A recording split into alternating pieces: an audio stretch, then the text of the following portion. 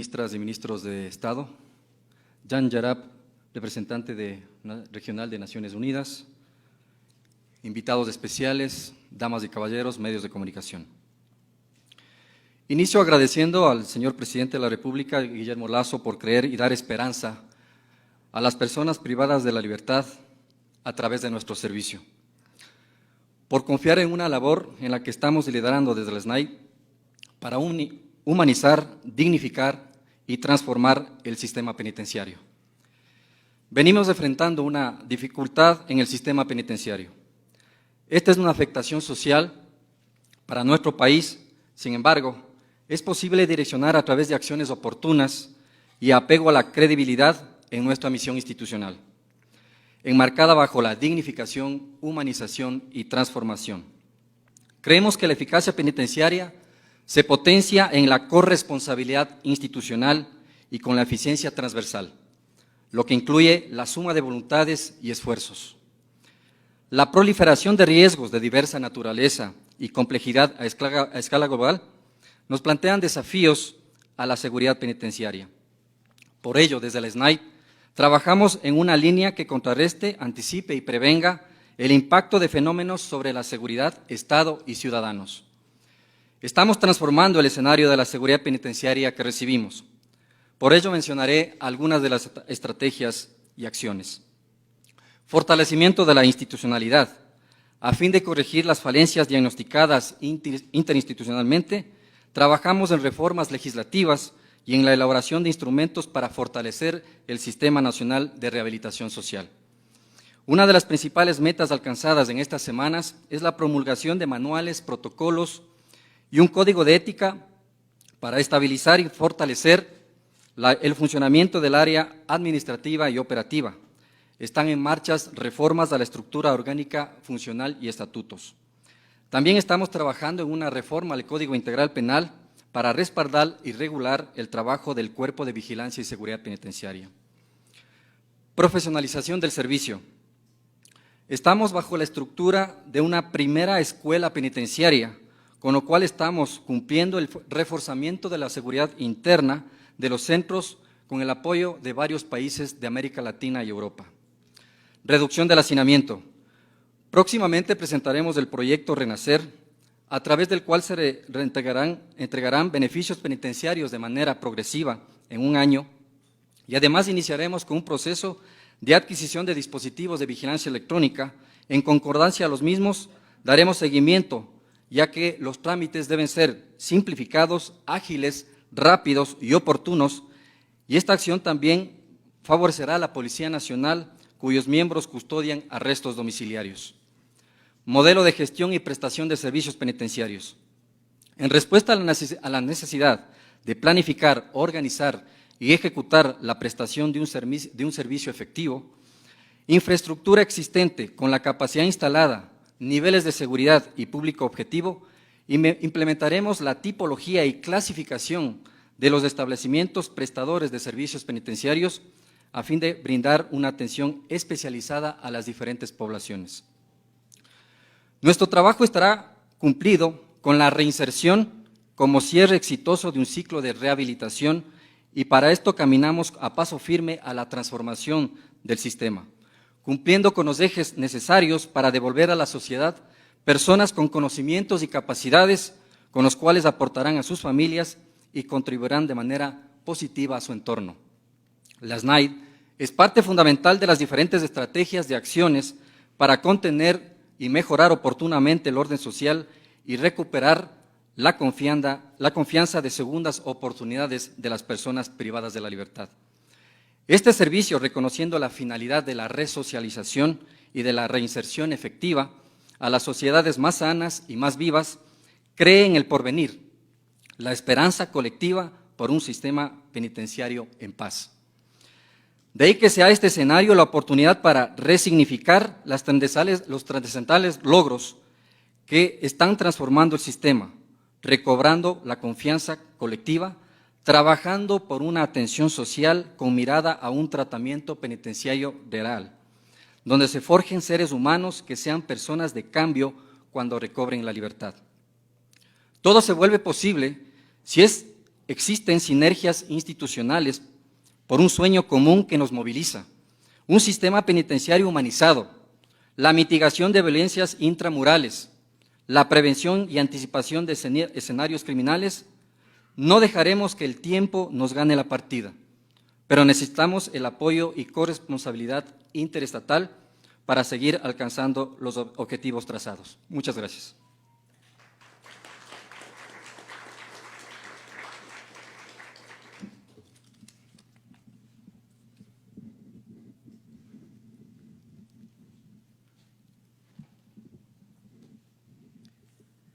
Agradecemos la intervención del director general del SNAI. Lectura del decreto ejecutivo por parte del secretario jurídico de la Presidencia, doctor Fabián Pozo.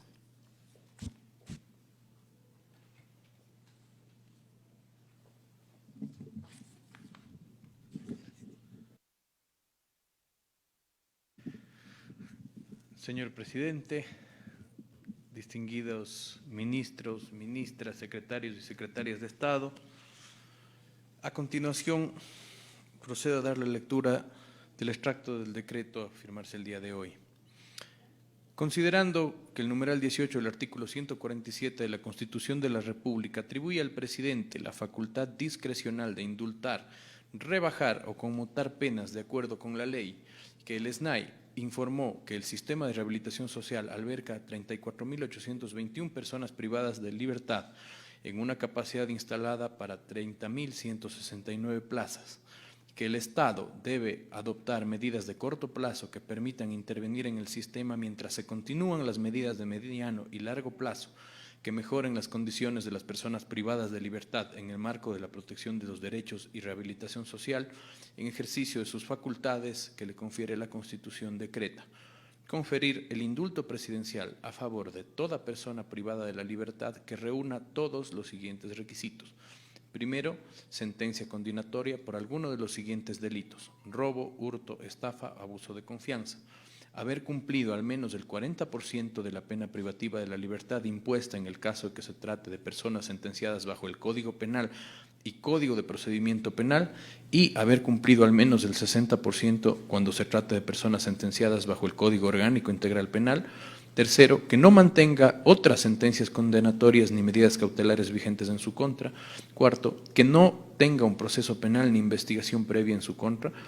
Quinto, que no haya sido sancionada disciplinariamente por la comisión de faltas prevista en el Código Orgánico Integral Penal desde su ingreso al centro de privación de la libertad. A firmarse el día de hoy en el Palacio Nacional, Guillermo Lasso Mendoza, presidente constitucional de la República.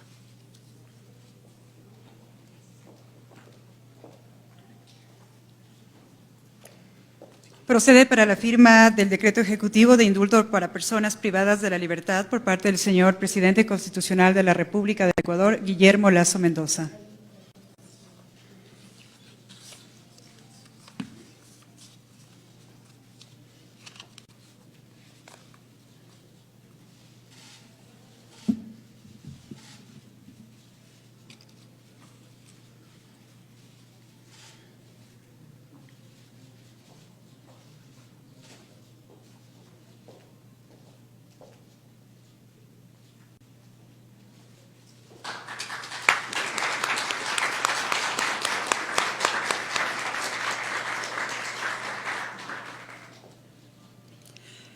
Ahora, para tratar sobre la política pública de derechos humanos, interviene Bernarda Ordóñez Moscoso, secretaria de Derechos Humanos y presidenta del directorio del organismo técnico del Sistema de Rehabilitación Social.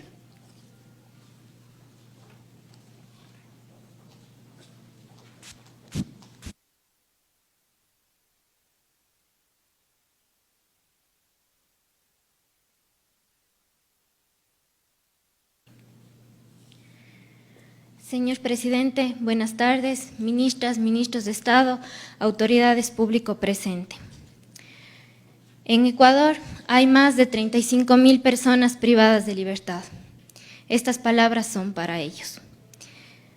En primer lugar, quiero enviar mis sentimientos de solidaridad a todas las familias de las personas privadas de libertad, a sus madres, que hoy nos miran y nos escuchan desde sus casas, desde sus trabajos, desde la calle. Decirles que su dolor es nuestro dolor y que desde el Gobierno Nacional vamos a trabajar incansablemente para que los hechos de septiembre y noviembre nunca más se repitan en el país. Desde que asumí la presidencia del directorio del organismo técnico el pasado 1 de octubre del 2021, por delegación del señor presidente Guillermo Lasso Mendoza, y junto con los ministros del directorio del Eje Social, hemos enfrentado grandes desafíos, y tal como lo anunciamos en octubre, hoy hemos cumplido. Entregamos al país la primera política de rehabilitación social con un enfoque de derechos humanos, y gracias también al apoyo decidido de las Naciones Unidas. Todos somos de Ecuador y desde el primer momento planteamos un solo objetivo: trabajar en una política pública que garantice a quienes se encuentran privados de su libertad tengan una segunda oportunidad para crecer, para soñar en un proyecto que reivindique sus derechos y garantice una verdadera reinserción social. Con esta línea de acción iniciamos la primera sesión del directorio del organismo técnico y planteamos una hoja de ruta que permita desde cada ministerio cumplir con un rol fundamental e importante para cada uno de los centros de privación de libertad y de adolescentes en conflicto con la ley penal. Para generar cambios importantes y reales es necesario conocer la realidad, conocer a quienes viven en el sistema penitenciario. En este sentido, tuvimos más de 62 sesiones de trabajo entre máximas autoridades y equipo técnico. Entrevistamos, conversamos y dialogamos con más de 2.600 personas privadas de libertad y sus familiares, y sin olvidar, por supuesto, a las 17 instituciones del Estado y a las 20 organizaciones de la sociedad civil y académicos que hoy se encuentran aquí presentes y que junto a ellos logramos construir un proceso histórico y participativo en el que se recogen 308 líneas de acción, actividades que deben ser cumplidas por el Estado ecuatoriano, enmarcadas en el profundo respeto a los derechos humanos. La política pública de rehabilitación social está centrada en la persona privada de libertad, en el goce efectivo de sus derechos fundamentales para cumplir con el mandato de la Constitución en su artículo 35, que son grupos de atención prioritaria y merecen y demandan una atención especializada. Una persona puede estar privada de su libertad, sin embargo no de su dignidad, de ahí la importancia del eje social, del derecho a la salud, a la educación, al trabajo, a la cultura, al deporte, como herramientas fundamentales para la reinserción social. Y son estas las obligaciones del Estado quienes estamos llamados a cumplir. Esta política pública, además, cumple con los objetivos de desarrollo sostenible de la Agenda 2030 de las Naciones Unidas, en más de 20 de sus metas, y contribuye también con 6 objetivos del Plan Nacional de Desarrollo, creando oportunidades. En este sentido, me permito agradecer el trabajo y el aporte invaluable de la Secretaría Nacional de Planificación, del Ministerio de Gobierno y de la Secretaría de Educación Superior por su trabajo invaluable y sus aportes en la construcción de esta política pública. Este trabajo debe hacerse en conjunto, requiere un presupuesto y sobre todo la voluntad de toda la sociedad. Como directorio, semanalmente trabajábamos desde las máximas autoridades para evidenciar los primeros datos y las primeras soluciones a esta problemática, y veíamos que el más del 40% de las personas privadas de libertad nunca tuvieron una experiencia de trabajo previo, que empezaron niños a los 10, a los 11 años a involucrarse en las redes de violencia del narcotráfico, y que lamentablemente más del 50% de ellos hoy tienen entre 18 y 30 años, se encuentran en el sistema penitenciario. Es decir, estas personas, como indiqué, fueron niños e iniciaron sus actividades a esa corta edad. De ahí la importancia de esta política de rehabilitación social para recuperar a la niñez y a la juventud. Crecer sin oportunidades y en el olvido del Estado por varios años nos ha dado estos dolorosos resultados como país, y desde el Gobierno Nacional hemos enfrentado con decisión y acciones cada una de estas problemáticas. Aprovecho la oportunidad para agradecer profundamente el apoyo técnico de la Oficina de la Alta Comisionada de las Naciones Unidas y los Derechos Humanos, en la persona de Jan Yaraf, a Lena Sabelli, a Paola y por supuesto a nuestro consultor y asesor experto José Galeano. Estos datos que recogimos en el directorio del organismo técnico reflejan la oportunidad histórica de recuperar a una generación entera, que ha sido olvidada por el Estado por más de 15 años. Esta es la oportunidad de garantizar los derechos a 35.000 personas privadas de libertad y a sus familiares, que hacen un universo de 100.000 personas. La garantía por una vida digna, con respeto a los derechos humanos, es el mandato de este Gobierno nacional. Invertir hoy en los más olvidados, invertir hoy en la rehabilitación, no solo es un deber moral, sino una responsabilidad irrenunciable. Hoy el país marca un precedente muy importante para la región y para Latinoamérica en presentar su política pública de derechos humanos para la rehabilitación social. Y esta de aquí se ha convertido en la causa del Gobierno nacional que merece, y por todos los días trabajamos, porque creemos en las segundas oportunidades. Muchas gracias.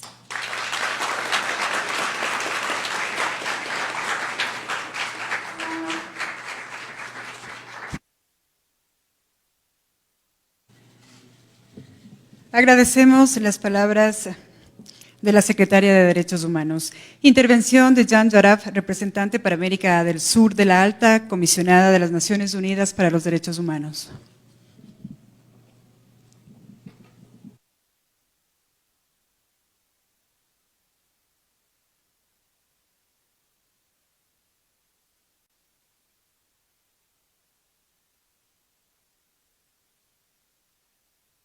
Guillermo Lasso, señoras y señores ministros, todas y todos presentes. Es un gran honor estar aquí hoy con ustedes. En nombre de la Organización de Naciones Unidas, en particular de la Alta Comisionada para los Derechos Humanos, agradezco el espacio, la confianza y la apertura para permitirnos acompañar al Gobierno de Ecuador en su respuesta a esta crisis penitenciaria. Estoy acompañado por la coordinadora residente de las Naciones Unidas en Ecuador, Lena Savelli, quien se junta a este saludo. El compromiso de las Naciones Unidas de no dejar a nadie atrás reconoce a las personas privadas de libertad como un grupo particularmente vulnerable. Los sistemas judiciales y penitenciarios tienen un rol importante, no solo proteger a la sociedad del crimen y prevenir la reincidencia, sino también dar una nueva oportunidad a los seres humanos quienes se encuentran privados de libertad.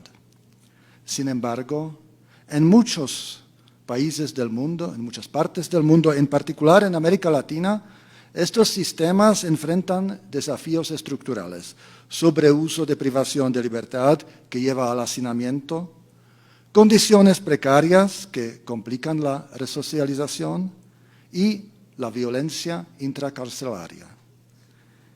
En el caso de Ecuador, llama la atención que en los últimos 13 años la población privada de libertad triplicó, que está creciendo el número de mujeres encarceladas.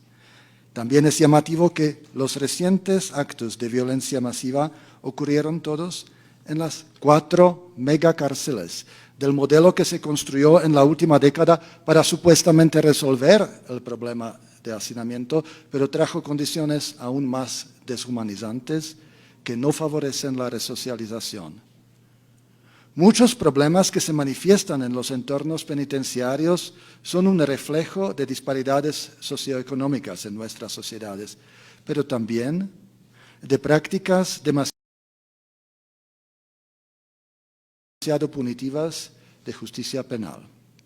Por lo tanto, los esfuerzos de reforma efectivos y sostenibles requieren un enfoque integral, destinado a abordar las causas del encarcelamiento excesivo y cambiar las políticas hacia la prevención y las alternativas al encarcelamiento. La posición común de las Naciones Unidas sobre el encarcelamiento, adoptada en 2021, identifica los servicios penitenciarios bien administrados y con recursos suficientes y las políticas estatales que fomentan las medidas no privativas de la libertad como facilitadores importantes de la Agenda 2030 para el desarrollo sostenible.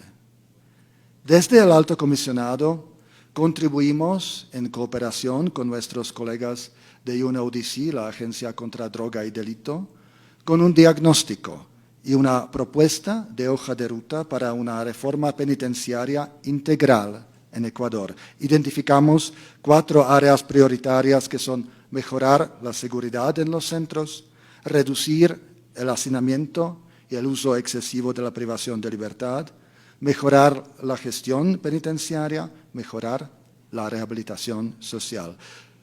En este contexto, saludamos la decisión del indulto presidencial que hoy se anuncia, que contribuye a la disminución de la sobrepoblación en el sistema penitenciario. Pero sobre todo, saludamos que el gobierno de Su Excelencia, a través del directorio del organismo técnico de rehabilitación social y su presidenta, la secretaria de Derechos Humanos, Bernarda Ordóñez, haya asumido este último punto sobre rehabilitación social con responsabilidad, así como celebramos el compromiso político y la voluntad del presidente de la República de financiar la implementación de la política pública que hoy se presenta. Para mi oficina ha sido un honor acompañar este ejercicio. La política pública de rehabilitación social ha involucrado a los niveles políticos y técnicos. Se ha nutrido de experiencias de otros países y estándares internacionales de derechos humanos.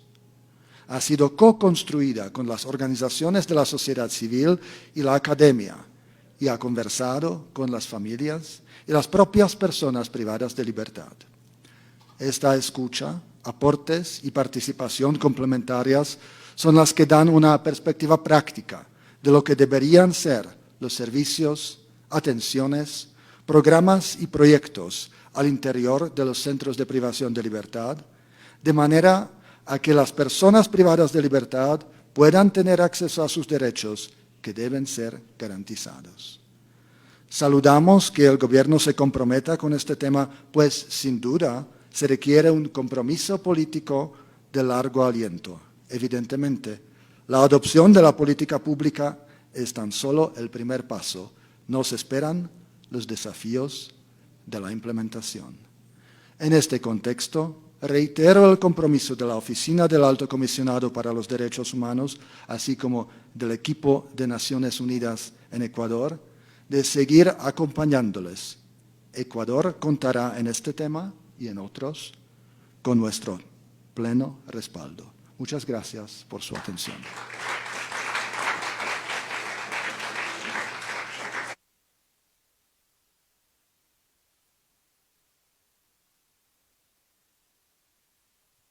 Gracias por su intervención. La secretaria de Derechos Humanos, Bernarda Ordóñez, hará entrega de la política pública al presidente constitucional de la República, señor Guillermo Lasso Mendoza.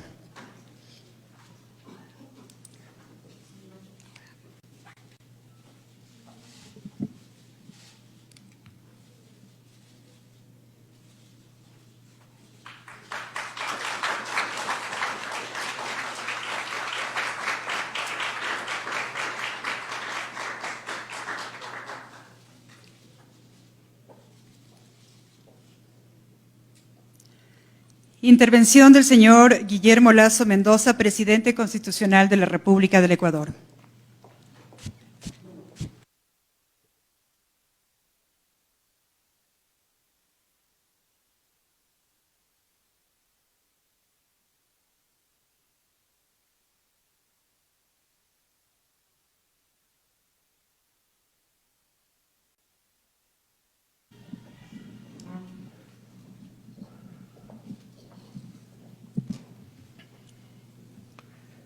Señorita Bernarda Ordóñez, secretaria de Derechos Humanos, señor Jan Harap, representante en América del Sur de la Alta Comisionada de las Naciones Unidas para los Derechos Humanos, señoras y señores ministros, secretarios de Estado y autoridades del Gobierno Nacional, señoras y señores miembros de los organismos internacionales acreditados ante el Gobierno de la República del Ecuador, señoras y señores representantes de la Academia, señoras y señores representantes de las diferentes fundaciones que trabajan por la defensa de los derechos humanos. Estimados amigos de los medios de comunicación, estimados amigos todos, en mayo del 2021, cuando asumimos la presidencia, encontramos un sistema penitenciario con graves problemas. Desde entonces, este tema ha sido una prioridad de nuestro gobierno. Entre los principales problemas que hallamos estaban violencia interna, hacinamiento y quizás el más importante, que en los 36 centros de detención del Ecuador era mínima la posibilidad de rehabilitación.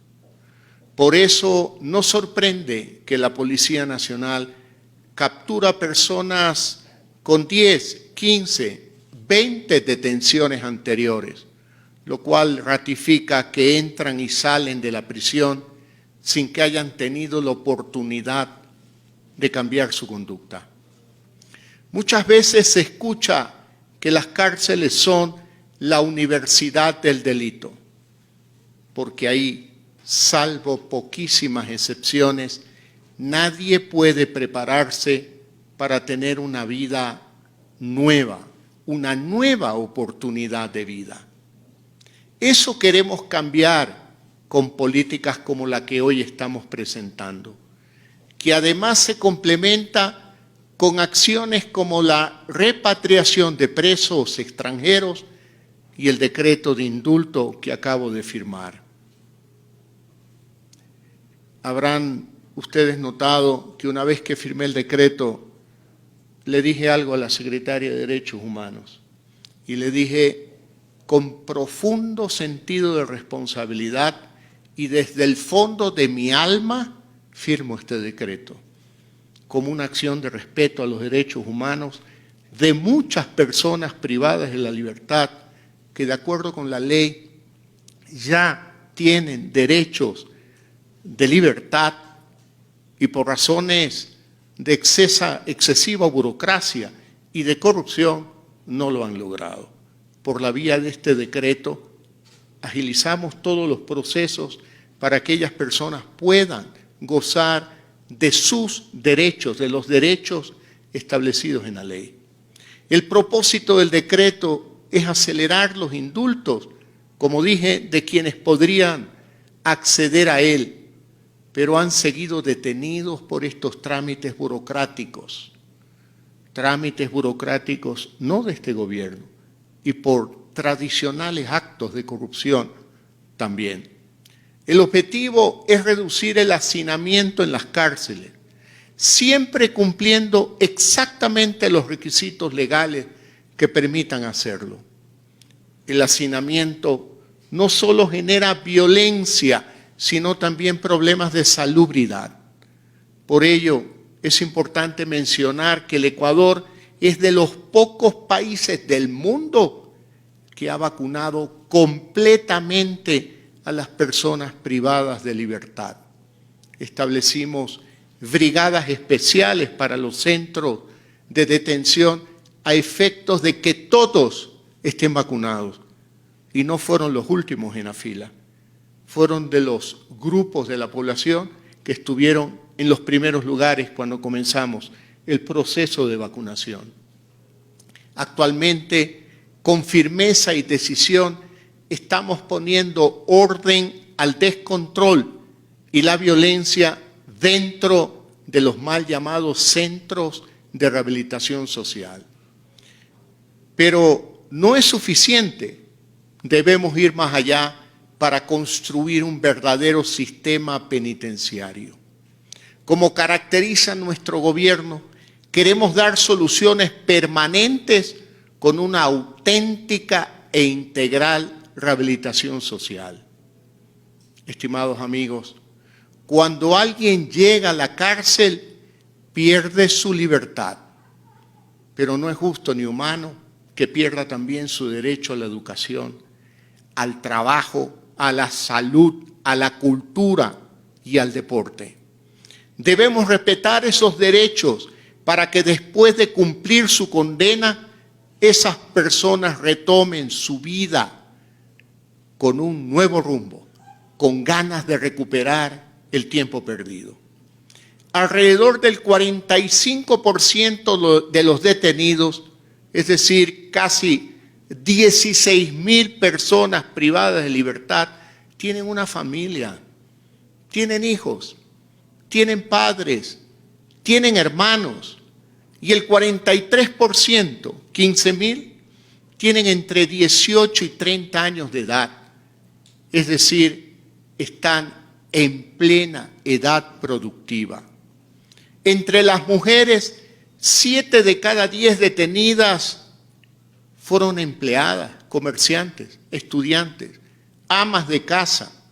De los más de 35.000 personas privadas de libertad en el Ecuador, 21.700 no han terminado sus estudios, pero más de 7.000 de ellos siguen educándose durante su reclusión. No debemos poner llave a las celdas y olvidarnos de todos esos ecuatorianos. Al contrario, debemos trabajar para que vuelvan con sus familias, con sus hijos, que tengan un trabajo y otra oportunidad de vida. Sé que muchos no estarán de acuerdo con lo que estamos diciendo, pero debemos hacerlo. Debemos hacerlo. Ellos son seres humanos que cometieron errores y hoy están pagando su deuda a la sociedad. La tarea es muy compleja, pero no es imposible.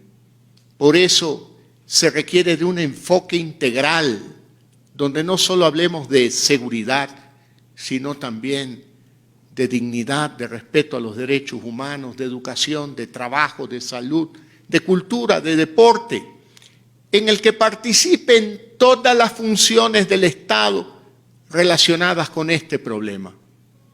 Con esta política estamos dando un paso decisivo para lograr una verdadera rehabilitación social, con enfoque en derechos humanos. Escuché con atención a Jan Harap cuando decía: hace apenas 10 años se construyeron cárceles en el Ecuador, nuevas cárceles, y vemos los problemas que tenemos en el país.